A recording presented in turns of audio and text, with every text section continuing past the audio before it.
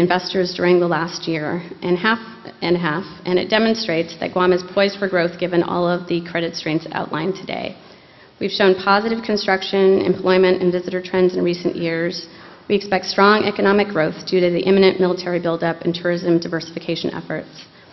Although the credit strength that the government is most proud of is the management of its financial condition over the last several years through budgetary and fiscal controls, as you heard from Bertha. Regardless of the success that the government has made in recent years in terms of fiscal discipline, there are still challenges that lie ahead. As an example, Art Ilagan will now speak on the challenges that the Department of Revenue and Taxation faces now and into the future.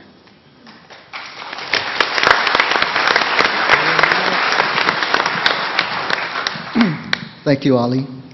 Now that we've looked at what we've done with the past and how we've got our bond, are we ready to collect what is owed to us?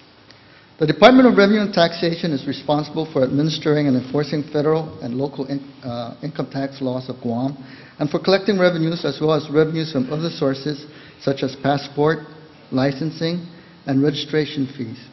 The total tax revenues collected by DRT, by Revenue Tax, is approximately 75% of the total amount of government of Guam revenues. This does not include licensing fees and real estate taxes. DRT Revenue Tax has numerous functions that all contribute to the collection of revenues. The first division that I would like to talk about is the Tax Service Division. Within the Tax Service Divisions, there are 5 branches. The first branch is the Income Tax and Processing Branch. This branch handles all income tax returns that goes to our office. It also corrects any rejects that the computer may have that, let's say, double filing or double dependence, claiming somebody else is claiming you're dependent. These all get rejected. Somebody has to sit down, write the taxpayers, and say, hey, there's a problem with your return. This is called a 30-day letter.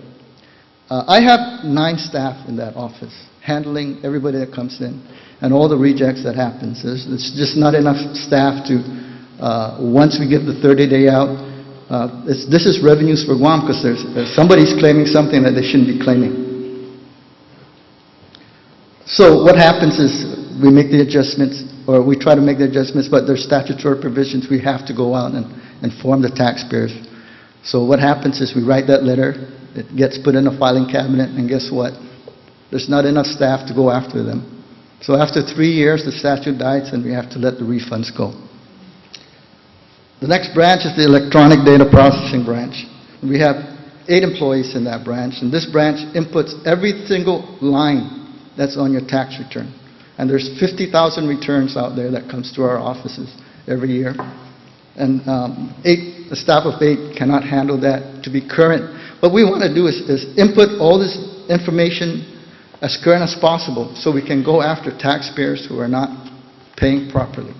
But when that doesn't happen in the front end of Revenue Tax, it's not going to happen in the collection part of Revenue Tax. It may be 2 or 3 years afterwards, and guess what? The statute dies again, and we let it go. The thing is, funding is what I've been asking since I became director. It's very difficult because every time I ask the senator, can I have this or give me more money? They're always coming up with where we're going to get the money to fund that. But once you fund Revenue Tax, the money that we make is additional monies that go into the coffers. I can go on and on. I got business privilege tax. We have 15,000 returns in there that are filed every month. We have the scanner that's going to read this information from the return. That's why we changed the forms. If you notice, the forms were changed. The forms today will be read, so we don't have to need processors to sit down and type that in. The only things that get rejected, which is very few, are the people that don't write properly within the box. Those get kicked out, so there's not that much. So with that, we can have data that's current so we can forecast income more accurately in the future. Of course, we have our accounting branch. This branch sends out notices to taxpayers as required by law. If we don't send out the notices, we can't collect. And of course, our central files branch, which all returns go to after we process them. Now, on the next slide. Boy, I'm fat.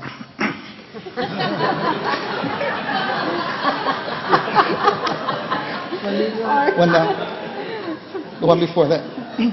Tax enforcement. Who's the guy? Anyways, tax enforcement division, there's 3 divisions: collection branch, examination branch, and criminal investigation branch. Collection branch, I have 23 employees. That's still not enough for the workload that's in our office. When somebody does not file a return, it gets processed through, and all the liens and the levies are placed on that person. But there's one more step that we don't do because we lack funding, and that's seizures and sales. That has to happen for us to go after people who are really not trying to pay their taxes. Most of the people in Guam, they do try to pay. They just have a hard time paying. But there are some that just run away. And with the seizures, the reason why we don't implement that is because we don't have storage space when we seize these properties. We don't have an auctioneer, somebody who can auction that for us. We don't have a property assessor, somebody who can say what that property is worth. And we don't have legal counsel to see if we're doing it right. Our examination branch, back in 1999, we had a lot of exit from that area. There was the early out, and now my staff of 17, we lack experience. We don't look at the big companies that we should be going after. That's where the money's at. Back when we had the experienced auditors, we used to collect like maybe 10 million from examination branch. We're now barely breaking $1 million. The criminal investigation branch, we have a staff of 2. This is what the U.S. attorney was complaining about. Where's the beef? How come Ribbon Tax is not turning in cases? I mean, we don't have the funding to put people in there to go after criminal people. I have a supervisor and an assistant investigator in there. Our RFP for our attorney is with the AG's office. They're still reviewing it. So once they approve that, we will start with our attorney, sending out an RFP on our attorney. The real property tax division, there's 2 areas in that, the appraisal and the assessment branch. I have 13 people in that area. If you notice, every year when we have a billing of these properties, it's only for the current year. We have a problem of connecting this year's billing with last year's billing. We've come up with this comma-assisted, it's called comma, it's the computer-assisted mass appraisal system, which John talked about. This would take care of the billing process that we have, the problems that we have. We also take care of the problem of appraisal of the properties that we have. This theory that we have, or this program that we're trying to implement, is going to cost like $5 or $7 million. I've been asking the legislature for that. It's supposed to get real-life data. If you sell properties, guess what?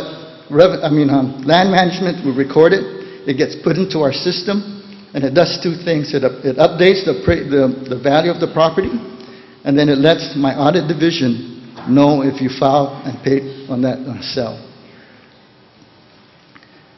Our collection efforts in real property is very small.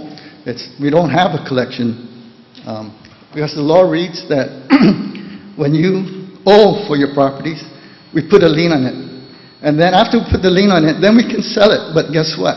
I don't have an auctioneer. I don't have a legal counsel. I don't have the resources to make that happen. So that hasn't happened. Next page.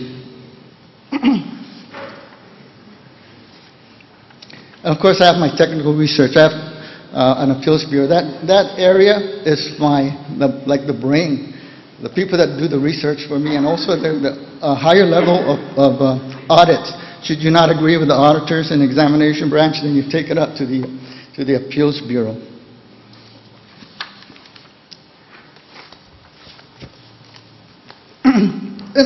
Of course, I have the regulatory divisions. I have insurance, securities, and banking. I have 4 people in there. They take care of regulating, properly licensing all insurance,